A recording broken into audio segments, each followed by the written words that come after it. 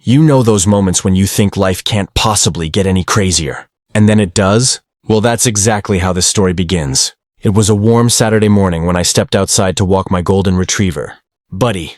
The birds were chirping.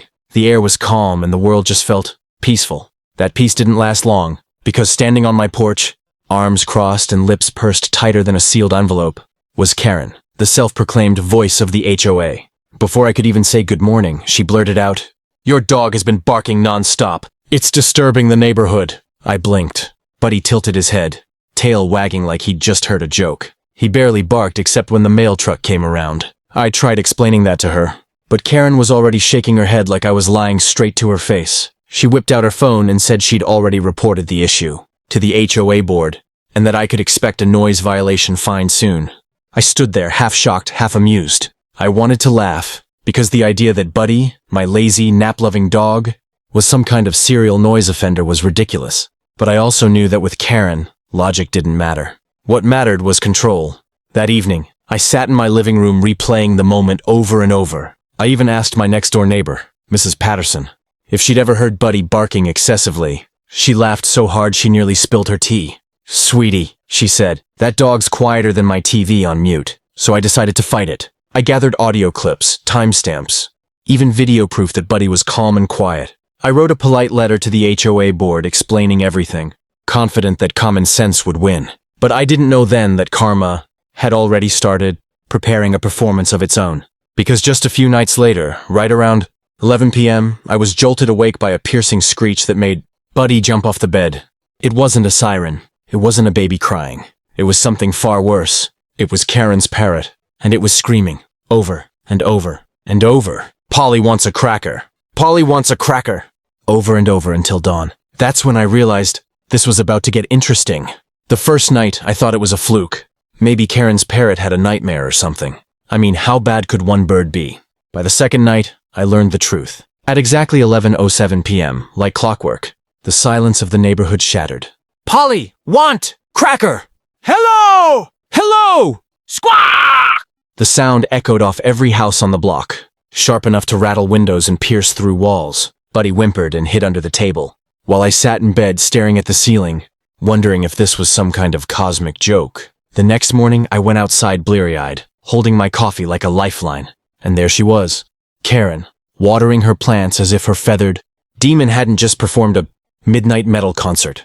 I tried to be diplomatic. "Hey, Karen," I began, forcing a smile. "I think your parrot had a bit of a loud night." It was kind of... She cut me off with a smirk. "Oh, birds are natural, unlike dogs who bark out of boredom or bad training." That's when I realized she wasn't just oblivious. She was enjoying this. Word spread quickly. By the third night, half the neighborhood was awake.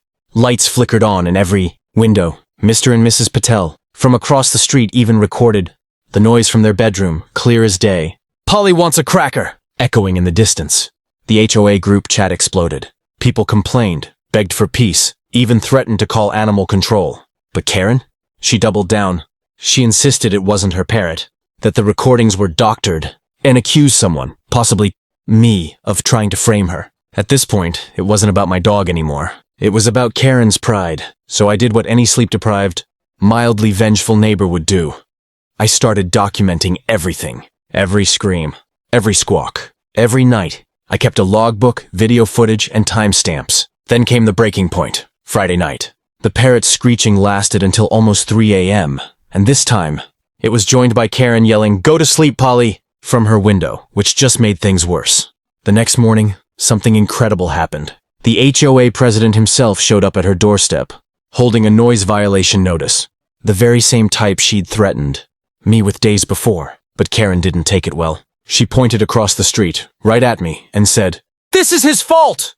I just smiled, because I had the proof, and I wasn't done yet. Saturday morning sunlight hit differently that day. Maybe it was the victory coffee I was sipping, or maybe it was the sight of Karen, pacing her porch like a storm cloud waiting to strike. Either way, I knew the show wasn't over. By noon, she stormed across the street, clutching the HOA notice in her hand like a sword. "You think you're clever, don't you?" she hissed. "Recording me, turning the HOA against me?" I stayed calm. "Karen, no one turned anyone against you. The recordings were sent by half the neighborhood." Her face went red. "You're lying!" "You've been trying to get me fined ever since I reported your mutt. Buddy, sitting beside me, gave a little woof, almost like he was mocking her. I swear even he knew the irony. That's when she pulled out her phone. I'm going to prove that bird wasn't loud.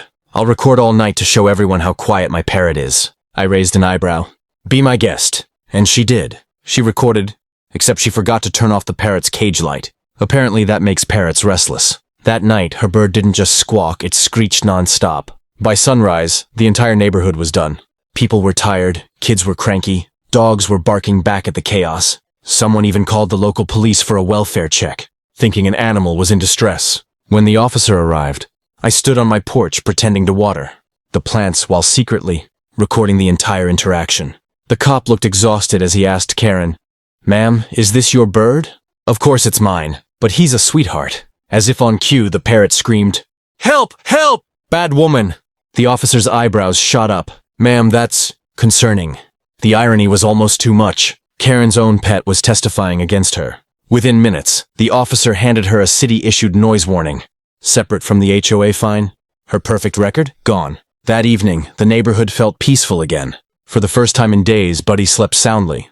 I sat on my porch with a grin, listening to the rare silence. Then I saw it. Karen, standing in her window, glaring at me through the blinds. She wasn't defeated, not yet, because the next morning, I woke up to find a bright yellow paper taped to my door. Notice of non-compliant pet activity, HOA infraction. She'd filed another complaint. I laughed, because this time I had a plan that would end it all for good. I stared at the new HOA notice on my door and almost burst out laughing. Karen's obsession had reached a new level of ridiculous. Non-compliant pet activity? Buddy barely moved enough to comply with anything. But instead of getting angry, I got smart. That weekend, I printed out every piece of evidence I'd gathered. Dates, audio files, video clips of her parrot screaming, screenshots of neighbor complaints, even the police report. Then I sent it all neatly, organized and highlighted, to the entire HOA board in a single email titled, "Regarding the real source of noise in our community." Within hours, my phone blew up. Replies poured in, neighbors backing me up. Some even thanking me for finally doing what everyone had been too afraid to. Apparently, Karen had been a problem for years. Complaints about her trash bins, her porch lights, even the way she trimmed other people's hedges without permission. This time the board couldn't ignore it. They scheduled a special meeting for Sunday evening. Karen arrived first, storming in with her folder of evidence about my dog. But when she saw the room full of neighbors, all glaring at her, the color drained from her face. The HOA president cleared his throat.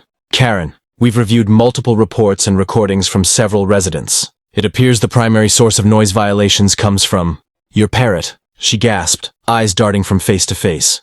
"That's ridiculous! My bird is an emotional support animal." "Then perhaps," the president replied calmly, "you can find him emotional support somewhere soundproof." The room chuckled. Even I had to stifle a grin. In the end, Karen was fined not once, but 3 times. One by the HOA, one by the city for repeated disturbances, and another for filing false complaints. She was also ordered to keep her parrot indoors after 8 p.m., or face removal. That night, the neighborhood finally exhaled. Buddy and I took a walk under a quiet, starry sky. No yelling, no screeching, no "Polly wants a cracker," just peace. As we passed Karen's house, her curtains twitched. I could almost feel her glare following me. Buddy wagged his tail like he knew we'd won. I leaned down and whispered, "Good boy."